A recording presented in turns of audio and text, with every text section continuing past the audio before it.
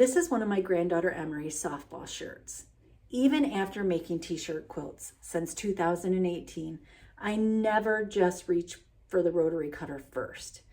Here's exactly how I make the first cut without worrying I'll ruin the memories. I hear people all the time say, I'm afraid I'll cut it wrong.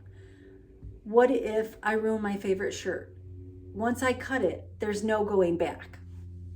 And you're right, there isn't. And that's exactly why I don't rely on confidence. I rely on a process. In the last video, I talked about making 5 decisions before cutting.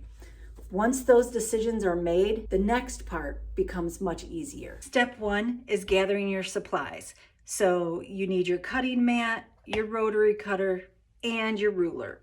If you don't have a square ruler, you can use a marking tool and a regular acrylic ruler and mark your points that way. Nothing fancy, just a few basic quilting tools you need. Step 2, lay the shirt flat like I have here on my cutting table. I always smooth out the wrinkles in the t-shirt, and I use my ruler and cut along the outside of the ruler, leaving lots of space between or around the design. Step 3, I just want to remove all the parts that we're not going to use. So you always have a nice fresh blade on whenever you're cutting, and I'm just going to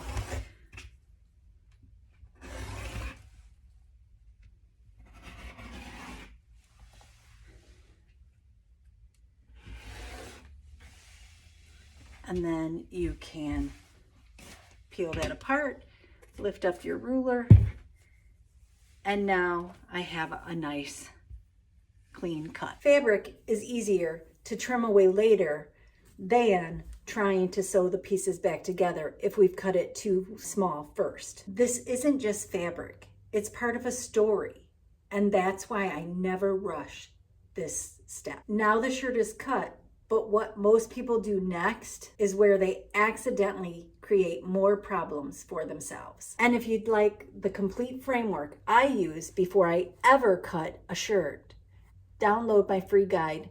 The link is in the description. The 5 decisions that matter before you cut. And remember, every quilt tells a story. Quilt at your own pace and enjoy the journey.